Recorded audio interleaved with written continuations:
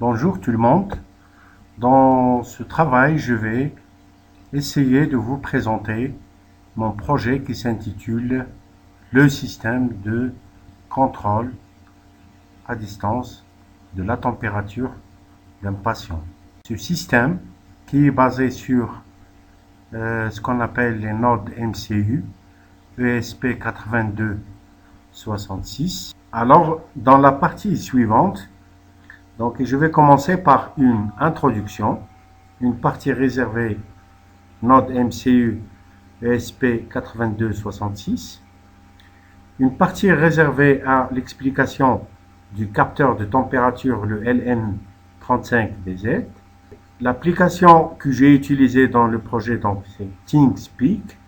Et puis, je vais exposer le système proposé pour réaliser ce projet. Et ensuite, une partie réservée aux résultats obtenus pendant la réalisation, suivie d'une discussion des données enregistrées, et à la fin, une conclusion et les perspectives. Bon, comme introduction, comme vous savez, le manque d'équipements médicaux modernes permettent de diagnostiquer et de traiter les patients a conduit à des services médicaux médiocres. Donc la solution, c'est de créer un système de surveillance de la santé basé sur l'IoT, Internet des objets, qui enregistre la température corporelle et envoie également une alerte par email. Ensuite, les lectures effectuées sont enregistrées afin que la santé du patient puisse être surveillée de n'importe où dans le monde. Sur la page suivante, donc on montre le type du node MCU utilisé. C'est un node MCU ESP8266 qui a des caractéristiques suivantes. Il supporte les réseaux Wi-Fi ou bien les réseaux sans fil 802.11 du type B, ou bien G, ou bien N. Aussi, il supporte les trois modes de réseau, STA, AP, STA plus AP.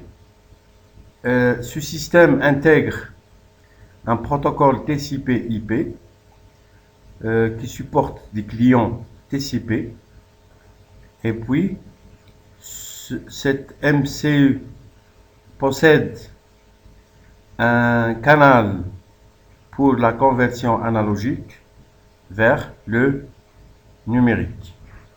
L'avantage de ce node MCU est qu'il utilise une petite tension, une basse tension, qui peut aller entre 4,5 volts vers 9 volts, 10 volts maximum. C'est-à-dire c'est une alimentation fournie par un port USB. Elle effectue une fréquence de transmission qui peut aller entre 110 bits par seconde jusqu'à 460 800 bits par seconde. Un URT, c'est-à-dire Universal Asynchronous Receiver Transmitter, qui est un émetteur-récepteur asynchrone universel qui permet la transmission de données d'un équipement à un autre, par exemple un PC, un GPS et un émetteur. Il possède aussi des ports GPO, General Purpose Input-Output, littéralement appelés aussi entrée-sortie à usage général, qui sont des ports d'entrée-sortie très utilisés dans le monde des microcontrôleurs. Pour ce node MCU, donc on rajoute un autre composant qui est le LM35DZ, qui est un capteur de température qui a les caractéristiques suivantes. Elle est calibrée directement en Celsius et offre une courbe de linéarité de plus 10 millivolts par degré Celsius, une précision de 0,5 degrés Celsius à une température ambiante de 25 degrés Celsius, une marge de fonctionnement entre moins 55 degrés Celsius et 150 degrés Celsius. Elle est utilisée pour les applications à distance et elle est caractérisée par son faible coût.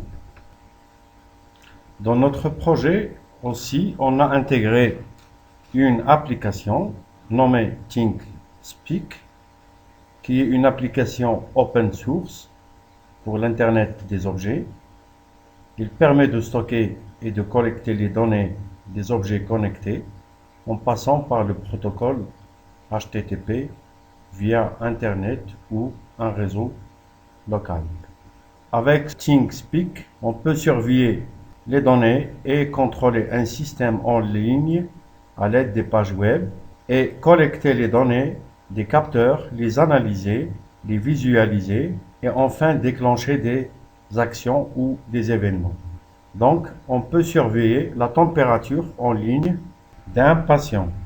Pour notre application, ThinkSpeak sera utilisé pour surveiller la température en ligne sur Internet. Pour cela, il est nécessaire de configurer la plateforme IFTTT pour connecter ThinkSpeak au service de messagerie afin que le message d'alerte puisse être envoyé chaque fois que le patient est dans un état critique. La diapositive suivante montre les composants ou bien le câblage de notre système qui est composé d'une node MCU avec son alimentation et sa liaison avec le capteur de température LM35DZ. Le capteur de température LM35DZ est alimenté par une tension de 3,3 volts générée par la carte node MCU. L'image de la valeur analogique Vin de la température est envoyée à la carte node pour le traitement. Le transfert de données entre la carte node MCU et l'ordinateur doit passer par le site ThinkSpeak, qui est un site internet pour IoT, Internet des objets. Pour expliquer le système, on a utilisé cet organigramme dans lequel on commence par une définition des paramètres de l'accès au point Wi-Fi et la connexion de notre carte MCU à Internet et une répétition de la lecture des températures à partir du capteur de température et on teste à chaque fois est-ce que la connexion est établie avec le ThinkSpeak. Si oui, donc on envoie des données pour le traitement. Sinon, si elle n'est pas connectée, donc on doit refaire la liaison et l'envoi des données entre le capteur et le serveur est effectué d'une façon répétitive qui est réglée sur un délai bien déterminé. Pour notre cas, on a fait un délai de 1 seconde. Et sur la partie suivante, on trouve la courbe des prélèvements effectués. Donc, dans la conclusion, nous avons cherché à concevoir un système de mesure de la température d'un patient. Il est composé d'un capteur de température, d'une carte à microcontrôleur node MCU, dont le rôle est de traiter les données et d'envoyer les mesures au site ThinkSpeak pour être enregistrées et affichées sous forme de graphique sur un ordinateur.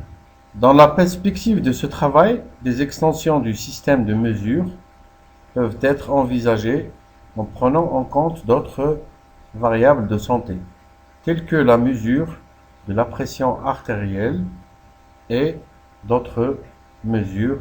Et merci pour votre attention.